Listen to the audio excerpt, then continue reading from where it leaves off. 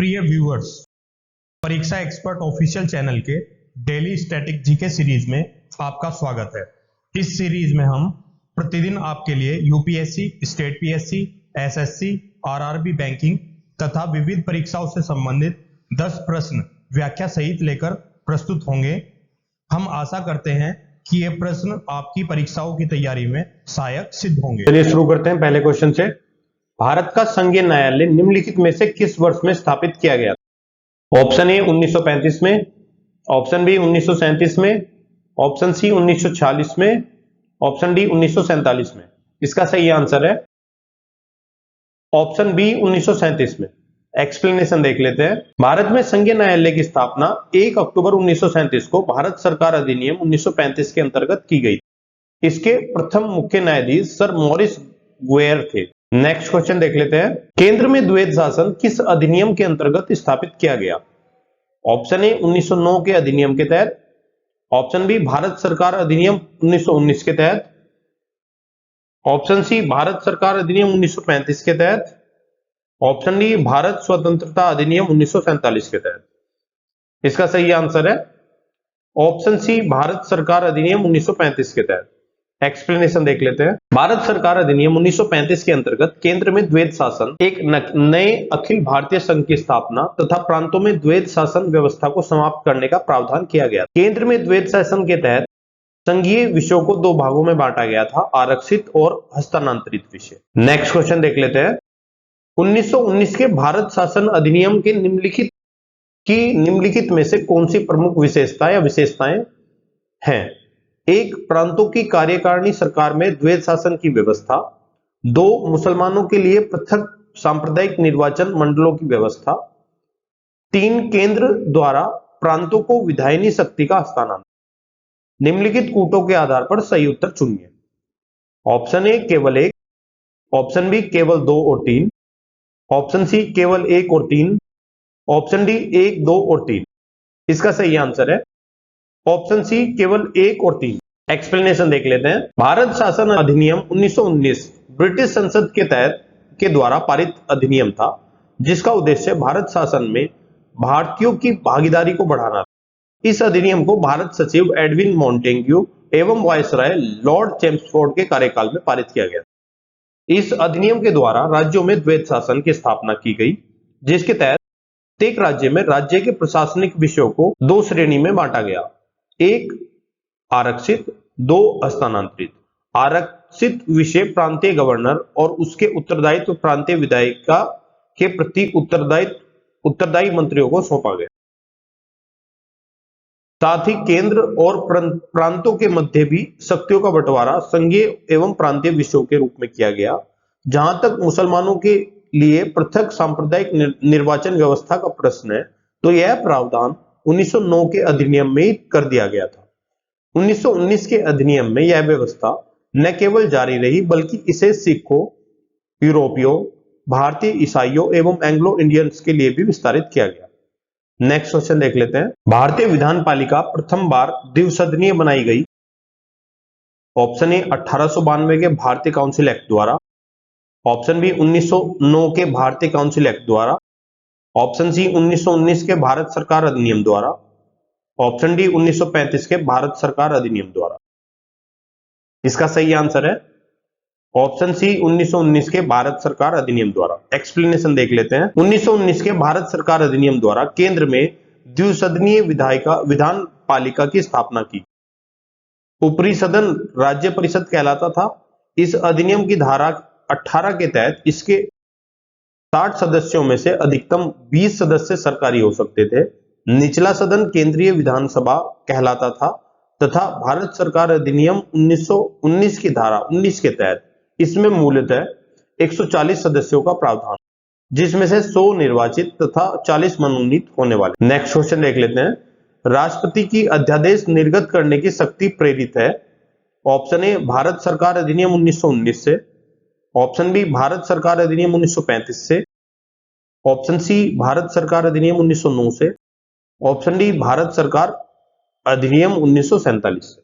इसका सही आंसर है ऑप्शन बी भारत सरकार अधिनियम 1935।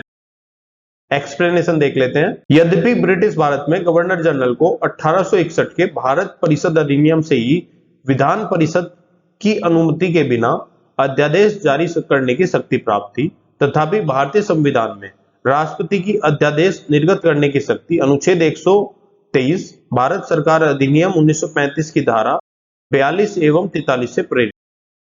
नेक्स्ट क्वेश्चन देख लेते हैं। केंद्रीय विधानसभा का या के निम्नलिखित में से कौन सा या से निर्वाचन भारत शासन अधिनियम 1919 के तहत हुआ था? ए 1926, बी 1937, सी 1945। सही उत्तर का चयन नीचे दिए गए कूट से कीजिए। ऑप्शन ए केवल एक, ऑप्शन बी और सी, ऑप्शन सी ए और C, option D A B C. इसका सही आंसर है ऑप्शन सी ए और सी।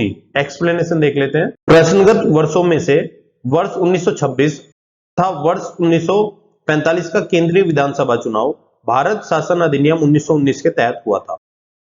नेक्स्ट क्वेश्चन देख लेते हैं। निम्नलिखित में से किस अधिनियम द्वारा संवैधानिक निरंकुशता का सिद्धांत प्रवर्तित किया गया? ऑप्शन ए 1909 का भारतीय काउंसिल अधिनियम, ऑप्शन बी 1919 का भारत सरकार अधिनियम, ऑप्शन सी 1935 का भारत सरकार अधिनियम, ऑप्शन डी 1947 का भारत स्वतंत्रता अधिनियम। इसका सही आंसर है ऑप्शन सी 1935 का भारत सरकार अधिनियम। एक्सप्लेनेशन देख लेते हैं। संवैधानिक निरंकुशता का सिद्धांत भारत सरकार अधिनियम 1935 द्वारा प्रवर्तित किया गया। यह अधिनियम ब्रिटिश संसद द्वारा पारित सर्वाधिक विस्तृत अधिनियम था, साथ ही भारत के लिए तैयार संवैधानिक विस्तृत अधिनियम था, साथ ही भारत के लिए तैयार संवैधानिक प्रस्तावों में से सबसे जटिल दस्तावेज था।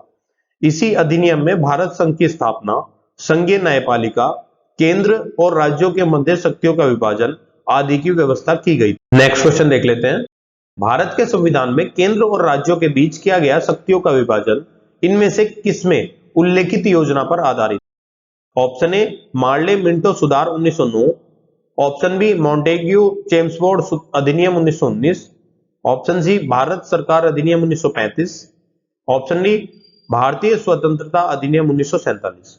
इसका सही आंसर है ऑप्शन सी भारत सरकार अधिनियम 1935।